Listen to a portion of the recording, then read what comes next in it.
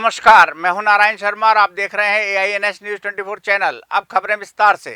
प्रदेश में चल रहे सुशासन तिहार के अंतर्गत मुख्यमंत्री आज सूरजपुर जिले के रामपुर पहुंचे। यहां उन्होंने पेड़ के नीचे चौपाल लगाई और तेंदुपत्ता संग्राहकों से संवाद स्थापित किया। जहां गांव वालों ने मुख्यमंत्री को तेंदुपत्ते से बनी माला पहनाकर स्वागत किया, वहीं मुख्यमंत्री ने भी संग्राहकों को चरण पादुका पहनाई। मुख्यमंत्री ने उपस्थित जनसमूह से शासकीय योजनाओं को लेकर फीडबैक भी लिया। बलौदा बाजार के लवन रोड पर स्थित एक किराना दुकान और उसके गोदाम में भीषण आग लगने से करोड़ों रुपए का नुकसान हो गया। आग ने धीरे धीरे इतना भयावह रूप ले लिया कि देखते देखते उसने गोदाम को भी पूरी तरह अपनी चपेट में ले लिया। आग पर काबू पाने में दर्जनों दमकल वाहनों की मदद लेनी पड़ी। प्रत्यक्षदर्शियों के अनुसार रायपुर से भी अतिरिक्त दमकल वाहन बुलाने पड़े।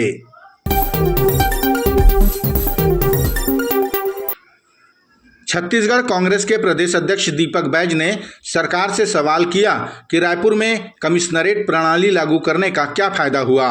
उन्होंने कहा कि अपराध तो रुका नहीं, हर दिन चाकूबाजी, मर्डर और लूट की घटना सामने आ रही है। दीपक बैज ने कहा कि दुर्ग और बिलासपुर में सरकार फेलियर कमिश्नरेट सिस्टम लागू न करे तो ही अच्छा होगा, क्योंकि इसका कोई फायदा नहीं बल्कि शासन पर आर्थिक बोझ बढ़ेगा। तो कमिश्नरेट प्रणाली लागू होने से सरकार ये बता दे, कमिश्नरेट प्रणाली लागू होने से रायपुर को क्या फायदा हुआ। अपराध तो रुका नहीं, कोई ऐसा दिन नहीं गया होगा जिस दिन चाकू और लूट न हुआ हो। व्यापारी की करोड़ों रुपए लूट हो जाता है, चाकू की नोक पर लूट किया जा रहा है, लड़ाई झगड़ा, गुटबाजी, गेंदबाजी चरम पर है। तो क्या फायदा हुआ कमिश्नरेट प्रणाली लागू होने का, पहला सरकार ये बता दी। दूसरा, बीमारी कहीं अलग है और इलाज कहीं दूसरा किया जा रहा है। सरकार को पहले बीमारी का पता लगाना चाहिए, इसलिए कमिश्नरेट प्रणाली पूरी तरह से रायपुर में फेल है और दुर्ग और बिलासपुर में लागू करना मैं समझता हूं कि सरकार फेलियर सिस्टम को ये फॉलो करने जा रही है। भिलाई नगर रेलवे स्टेशन की पार्किंग में जो हो रहा है उसे लापरवाही कहें या मिली भगत, ये जांच के बाद ही पता चलेगा। लेकिन हुआ क्या, यहाँ एक युवक की गाड़ी चोरी हो गई। युवक ने राजनांदगांव जाने से पहले अपनी दोपहिया पार्किंग में खड़ी की थी, शुल्क भी दिया था, रसीद भी ली थी, लेकिन वापस आने के बाद उसे गाड़ी नहीं मिली। भैया मैं ना बाहर राजनांदगांव जाने के लिए आया था भिलाई नगर स्टेशन पे। यहाँ की पार्किंग पे मैंने अपनी गाड़ी खड़ी की थी, जो कि है कल के 9 बजे। और आज जब मैं राजनांदगांव से वापस आता हूँ तो यहाँ पे मेरी गाड़ी यहाँ पे उपस्थित नहीं है। और यहाँ पे मैं सुबह से वेट कर रहा हूँ, 11 बजे जब से मैं यहाँ पे आया हूँ। तो यहाँ पे जो यहाँ की जो ओनर है, मालिक है, उन्होंने बस एक बार आके मुझे बताया, उसके बाद मुझे फिर वेट करवा दिया। तो अभी तक उनकी उपस्थिति नहीं हो पाई यहाँ पे, जिसकी वजह से परेशान हो गया। मतलब पार्किंग संचालक से गोलमोल जवाब मिलने पर युवक परेशान हो गया। बता दें कि यहाँ न तो सीसीटीवी कैमरा है और न ही कोई जिम्मेदार व्यक्ति जो इस घटना की जिम्मेदारी ले। ग्राम गुदगुदा के पूर्व सरपंच बालराम कुर्रे पर गौ तस्करी का आरोप लगाते हुए जिन 2 तथाकथित गौ सेवक गोल्डी शर्मा और अभिजीत नाम के व्यक्ति ने गाली गलौज और मारपीट की थी, उनके खिलाफ कड़ी कार्रवाई की मांग करते हुए प्रगतिशील सतनामी समाज ने आरंग थाने में ज्ञापन सौंपा। समाज का आरोप है कि गोल्डी शर्मा और उसके साथियों ने समाज के एक प्रतिष्ठित व्यक्ति पर गौ तस्करी का आरोप लगाया, जबकि बालराम कुर्रे पूर्व सरपंच है और वे अपने जानवरों को एकत्रित कर रहे थे। फिलहाल दोनों आरोपी पुलिस की कस्टडी में हैं, लेकिन समाज की मांग है कि पुलिस बिना किसी दबाव के कड़ी कार्रवाई करे। 15 तारीख को जो पूरे थाना का जो घेराव किया गया, तब कहीं जाके शासन प्रशासन के द्वारा उनके ऊपर FIR किया गया। और FIR करने के बाद भी और 4-5 दिन बाद उनको अभी पकड़ में वो आदमी आया है। जितने लोग वहाँ पे दोषी है उस दोषी के ऊपर कार्रवाई होना चाहिए। और अगर कहीं नहीं होता है तो सतनामी समाज, पूरे प्रदेश के सतनामी समाज, प्रगतिशील छत्तीसगढ़ सतनामी समाज के आह्वान में पूरा जाके उनका घेराव किया जाएगा। शासन प्रशासन को हम लोग चेतावनी देते हैं कि समय रहते उन लोग, अगर इसमें कहीं उन लोगों के द्वारा कोई कार्रवाई नहीं किया जाता है तो सतनामी समाज के द्वारा उग्र प्रदर्शन किया जाएगा। और चूंकि आरंग के लोगों ने, सतनामी समाज के पूरा प्रदेश के लोगों ने ये मांग किया है कि ऐसे कुकृत्य करने वाले अपराधी के ऊपर इन लोगों को बीच रोड में, आरंग में पूरा इन लोगों का जुलूस निकाला जाए, ताकि इन लोगों को और आने वाला समय में दूसरा इस घटना को अंजाम न दे।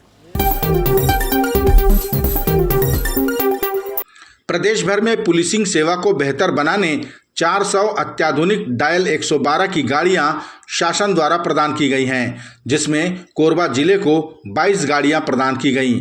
इन गाड़ियों को मंत्री लखनलाल देवांगन ने हरी झंडी दिखाकर रवाना किया। मंत्री देवांगन ने कहा कि इन गाड़ियों के आ जाने से कोरबा जिले में होने वाली घटना और दुर्घटनाओं पर त्वरित रिस्पांस दिया जा सकेगा। निश्चित तौर पर आपात सेवा में बहुत जरूरी था। कोरबा औद्योगिक क्षेत्र है, बढ़ती हुई जनसंख्या है और सीधा 112 डायल करेंगे, रायपुर से ही कंट्रोल होगा और घटना स्थल के ही पता गाड़ी से ही लग जाएगा। उनको स्थल शब्द बताने का आवश्यकता नहीं पड़ेगा। निश्चित तौर पर एक कोरबा जिला के लिए बड़े सौभाग्य की बात है कि इतने वाहनों को मिला है, जिसमें बहुत सारे सेवाएं, सुविधाएं, लाभ मिलेगा। कोरबा की जनता को उसका सीधा सीधा लाभ मिलेगा। आपातकालीन कोई भी घटनाक्रम होता है उसमें सीधा से नियंत्रण का भी बात आएगा। जहां पर भी आवश्यकता पड़ेगा समय पर गाड़ी वाहन पहुंच जाएंगे। पुलिस अधीक्षक सिद्धार्थ तिवारी ने कहा कि कोरबा जिला औद्योगिक क्षेत्र होने की वजह से दुर्घटना भी यहां आए दिन होती रहती है। ऐसे में ये अत्याधुनिक तकनीक से लैस वाहन बेहतर पुलिसिंग में मददगार साबित होंगे। स्पेशली जैसे कोरबा एक औद्योगिक जिला है, वहाँ पे रोड एक्सीडेंट्स बहुत होते हैं। तो अभी कलेक्टर साहब ने एक बहुत ही अच्छी एक पहल यहाँ पे खड़े खड़े ही हमने सोचा है इसको, और हम जल्दी इसको क्रियान्वित भी करेंगे कि हम अपने सभी 112 के जो कांस्टेबल्स हैं उनको बेसिक फर्स्ट एड की भी ट्रेनिंग दिलवाएंगे, और भी कैसे हम उसको ज़्यादा रिस्पॉन्सिव और बेहतर बना सकते हैं इसके लिए भी हम प्रयासरत रहेंगे। मैं आपके माध्यम से क्षेत्र की जनता को भी सूचित करना चाहता हूँ, उनको ये बात संज्ञान में लाना चाहता हूँ कि सबो पर एक नंबर है, वो है 112। कोई भी इमरजेंसी आए तत्काल हमें संपर्क करें, हम आपकी सेवा में तत्पर हैं।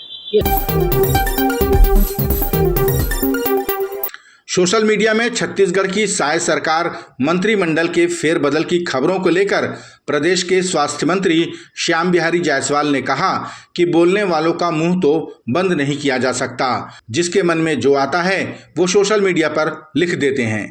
पूर्व मुख्यमंत्री के कथन कि पेट्रोल की कीमत अभी 30 रुपए और बढ़ेगी के सवाल पर स्वास्थ्य मंत्री ने चुटकी लेते हुए कहा कि बड़ी खुशी की बात है कि भूपेश जी अब भविष्यवक्ता भी बन गए हैं। अब देखिए क्या है, बोलने वालों का मुंह तो नहीं पकड़ सकते, और जिसको जो मन में आता है, कोई सोशल मीडिया में लिख रहा है, कोई आप लोगों के न्यूज चैनल के माध्यम से हम लोग सुनते रहते हैं, हमसे ज़्यादा आप लोग बता सकते हैं। पूर्व मुख्यमंत्री भूपेश बघेल ने कहा है कि पेट्रोल और डीजल के दाम 30 रुपए और बढ़ेंगे। चलिए, अब अच्छा है, बघेल जी अब मुख्यमंत्री के रूप में रहे छत्तीसगढ़ के, अब भविष्यवक्ता के रूप में भी उनको जाना जाएगा। आज पूरे ये थे आज के प्रमुख समाचार। आप देख रहे थे हमारा लोकप्रिय यूट्यूब चैनल AINS न्यूज 24। अब हमें इजाजत दीजिए, कल तक रोजाना की ताज़ा खबरों के लिए आप देखते रहिए हमारा लोकप्रिय यूट्यूब चैनल। हमारे यूट्यूब चैनल को लाइक, सब्सक्राइब और बेल आइकॉन का बटन दबाना ना भूलें। नमस्कार।